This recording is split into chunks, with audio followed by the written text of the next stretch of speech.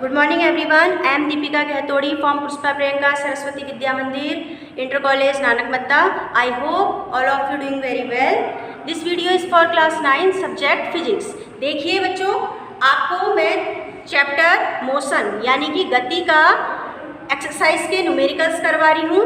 आप लोगों को मैं क्वेश्चन बोलूँगी, आप उस क्वेश्चन को क्या करेंगे, नोट कर लेंगे। अगर किसी बच्चे के पास बुक्स अवेलेबल नहीं हैं तो वो इंटरनेट से ई बुक डाउनलोड करके बुक्स डाउनलोड कर सकते हैं। ठीक है, देखिए मैं क्वेश्चन बोल रही हूँ आपको। क्वेश्चन है आपके चैप्टर मोशन यानी गति के चैप्टर का एक्सरसाइज का क्वेश्चन नंबर 5 है, पेज नंबर है आपका 124। मैं क्वेश्चन बोल रही हूँ, आप क्वेश्चन नोट कर लीजिए। अगर आप क्वेश्चन नोट नहीं कर पाते हैं तो आप वीडियो को पॉज करके भी क्वेश्चन को नोट कर सकते हैं। देखिए क्वेश्चन क्या है आपका। किसी गाड़ी का चालक 52 किलोमीटर प्रति घंटे की गति से चल रही कार में ब्रेक लगाता है तथा कार विपरीत दिशा में एक समान दर से त्वरित होती है। कार 5 सेकंड में रुक जाती है।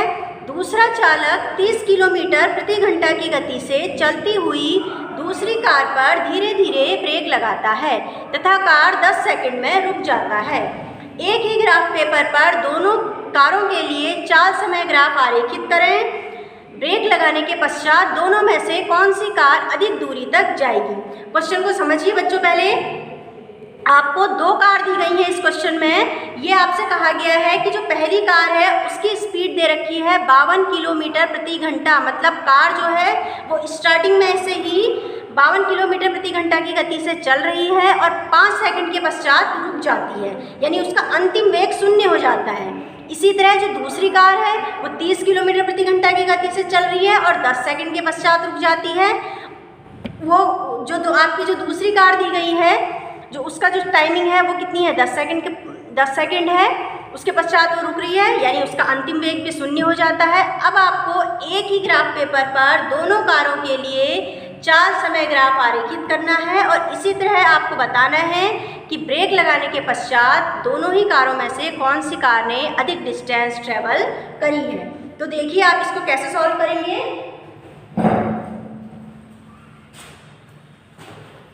सॉल्यूशन हम पहले पहली कार की बात करेंगे। ठीक है, पहली कार के लिए हम यहाँ पे एक छोटा सा डायग्राम बना लेते हैं, कार का एक नमूना बना लेते हैं। यहाँ पे आपने कार बनाई जो कि स्पीड से चल रही है u = 52 किलोमीटर प्रति घंटा। ये जो कार है पहली वाली कार, इसको आपने नाम दे दिया कि किस स्पीड से चल रही है 52 किलोमीटर प्रति घंटे। अब आपके पास 2 कार है तो सैंपल आपके मिक्स ना हो जाए, इसलिए आप यहाँ पर एक छोटा सा सैंपल यूज कर लेंगे एक, जिससे आपको पता चल जाएगा किस कार की गति की बात करी गई है। पहली वाली यानी ए कार की गति की बात की गई है। अब आपको इसकी स्पीड दी है 52 किलोमीटर प्रति घंटा, इसको आप चेंज कर लेंगे मीटर प्रति सेकंड में। उसके लिए आप क्या करेंगे, इसे 5/18 से मल्टीप्लाई करेंगे तो आपका होगा 52 × 5/18। तो ये कहाँ में चेंज हो गया बच्चा, किलोमीटर प्रति घंटे से मीटर प्रति सेकंड में। अब आप इसे सॉल्व करेंगे, 2 × 9 = 18, 2 × 2 = 4 और 2 × 6 = 12। ठीक है, इसके बाद आपका कितना आया 26 × 5/9। जब आप इसकी मल्टीप्लाई करते हैं 26 × 5 करते हैं तो आपका आता है 130/9। जब आप इसे डिवाइड करेंगे तो आपका आंसर आएगा 14.44 मीटर प्रति सेकंड। ये क्या है आपका वेग आ गया, किसका, पहली वाली कार का प्रारंभिक वेग। अब पहली वाली कार जो इस कार की बात की गई है कि कितने समय के पश्चात रुक जा रही है, कह रहा है 5 सेकंड के पश्चात ये रुक जा रही है। तो इसका टाइम क्या दे रखा है, t = 5 सेकंड। इसमें भी आप ए सैंपल क्या कर लेंगे, यूज कर लेंगे। अब आप निकालेंगे इस पहली वाली कार के लिए त्वरण। तो जब आप त्वरण निकालेंगे तो उस समय बच्चों आप न्यूटन की गति का फर्स्ट नियम यूज कर सकते हैं। न्यूटन की गति का फर्स्ट नियम क्या कहता है, v = u - at। यहाँ पर आपने सैंपल ए और ए यूज कर लिया। देखिए यहाँ पर माइनस का साइन क्यों आया है, क्योंकि जो आपका त्वरण है वो त्वरण न रह के क्या हो गया है, मंदन में बदल गया है। मंदन में क्यों बदला है बच्चों, क्योंकि जो कार की स्पीड है, जो उसका वेग है वो धीरे धीरे क्या हो रहा है, कम हो रहा है, यानी कि कार की रफ्तार कम हो रही है। इस वजह से यहाँ पर कौन सा साइन आया है, माइनस। अब आप यहाँ पर क्या रखेंगे, सबकी वैल्यू रखेंगे। ठीक है, देखिए सबकी वैल्यू क्या दे रखी है आपको, v की वैल्यू कितनी दे रखी है बच्चों यहाँ पे आपको, v की इसको आप ऐसे, मैं इसको सामने सॉल्व कर रही हूँ, v की वैल्यू कितनी दे रखी है आपको 0, यानी अंतिम में आपका 0 है। u की वैल्यू कितनी आई आपकी 14.44, फिर माइनस, फिर कितना है a आपको फाइंड करना है, t कितना दिया है आपको 5 सेकंड, तो यहाँ पे आपका आ जाएगा 5a।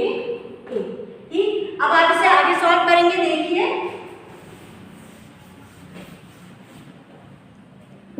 आपका क्या हुआ, ये 5 के इस साइड आ जाएगा, तो यहाँ माइनस है, इस साइड आके क्या हो जाएगा प्लस का हो जाएगा, तो आपके पास आया 5a इक्वल 14.44। अब ये 5 कहाँ चला जाएगा, उधर पॉइंट में चला जाएगा, तो a की वैल्यू कितनी हो जाएगी 14.44 अपॉन 5। जब आप इसे डिवाइड करेंगे तो आपका आंसर कितना आएगा 2.888 मीटर प्रति सेकंड स्क्वायर।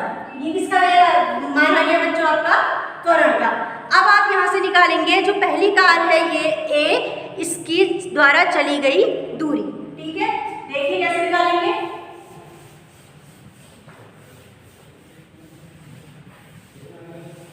देखिए बच्चों, इसके लिए आप न्यूटन की थर्ड इक्वेशन का यूज कर सकते हैं। न्यूटन की थर्ड इक्वेशन आपसे क्या कहती है, v square equal u square minus 2as। 2as कहती है आपसे, तो यहाँ पर आप सैंपल क्या यूज कर लेंगे, a यूज कर लेंगे। देखिए बच्चों, अब आपसे यहाँ पे जब सैंपल a यूज करने के लिए कहा गया है, तो आप वैल्यू रखेंगे यहाँ पर, v की वैल्यू कितनी है आपकी 0, u की वैल्यू आपकी क्या निकल के आई थी उस समय जब हमने निकाली थी 14.44 का होल स्क्वायर माइनस 2।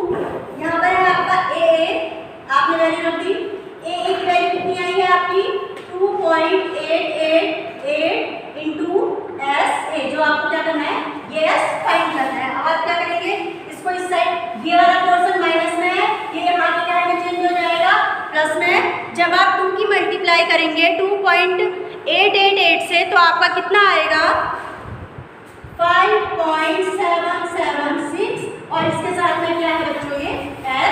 ये वाला पोर्शन हमने मल्टीप्लाई करके इस साइड ले आए, और इधर कितना है आपका 14.44 का होल स्क्वायर। जब आप इसकी स्क्वायर निकालते हैं तो आपका कितना आएगा 208.5136। अब आप यहाँ से किसकी वैल्यू निकालेंगे, sa की वैल्यू आप निकालेंगे 208.5136, और इस पूरे के अपॉन में लिखा होगा बच्चों 5.776।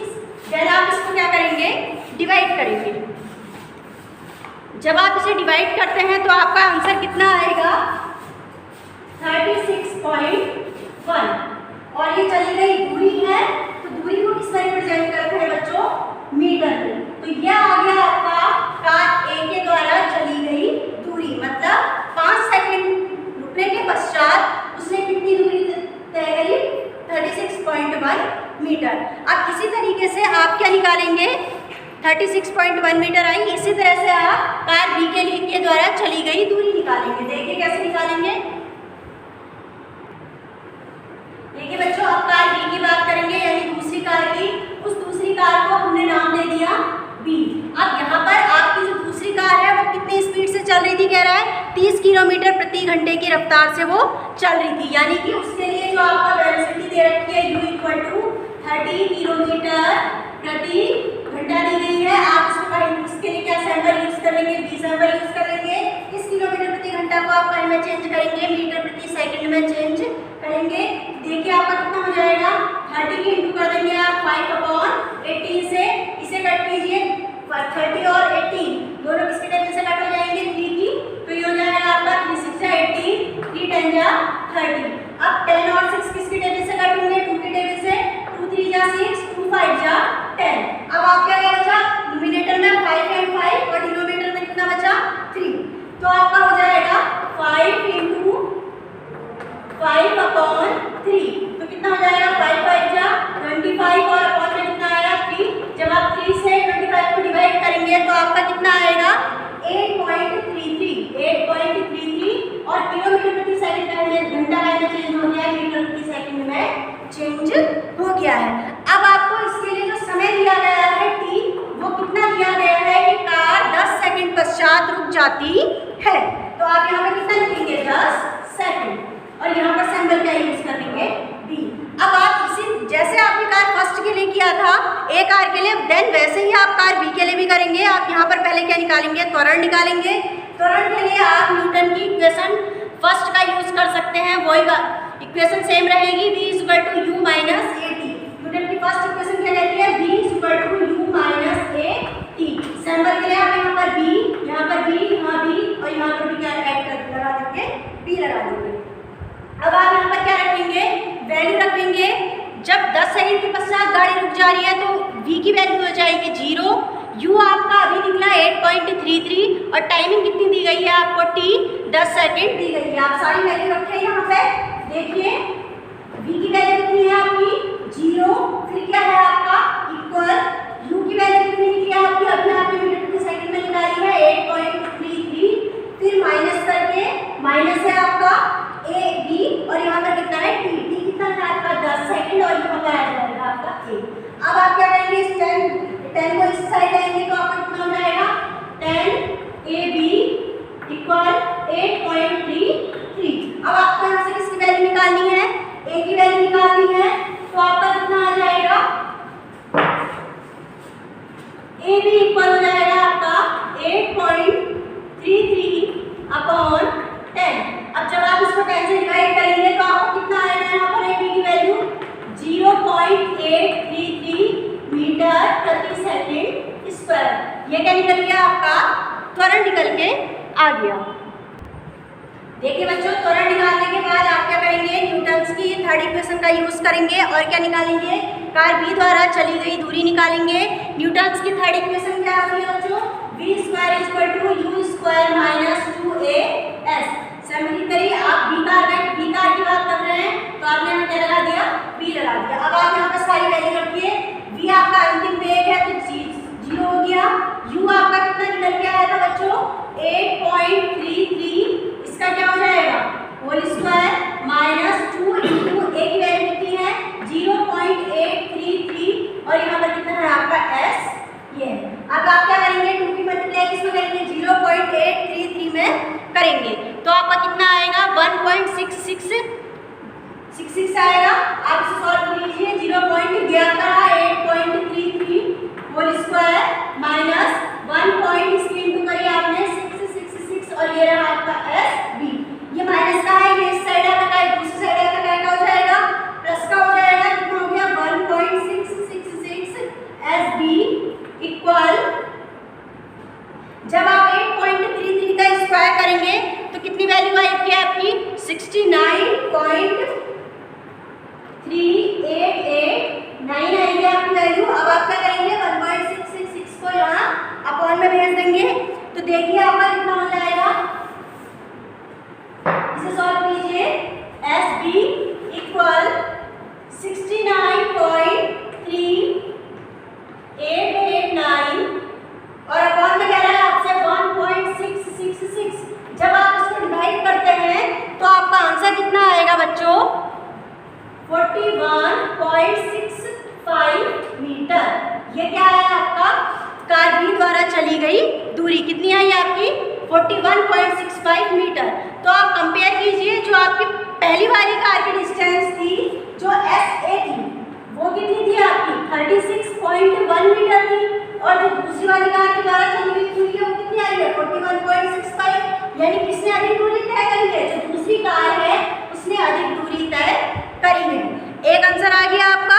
दूसरा आपसे कह रहा है कि आपको निकालना है चाल समय ग्राफ, आपको क्या करना है आरेखित करना है। तो आप चाल समय ग्राफ आरेखित करेंगे, देखिए कैसे ड्रॉ करेंगे, मैं आपको वो भी बता रही हूँ। चाल समय ग्राफ आप क्या करेंगे, ग्राफ पेपर बनाएंगे,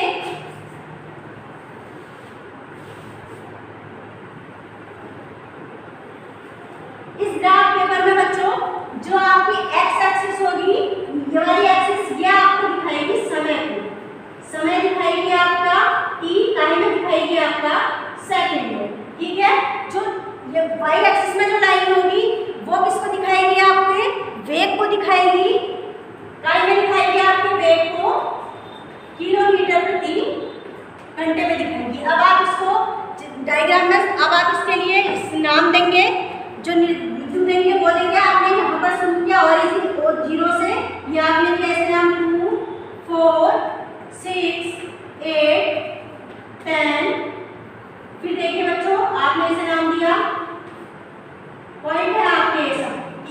12।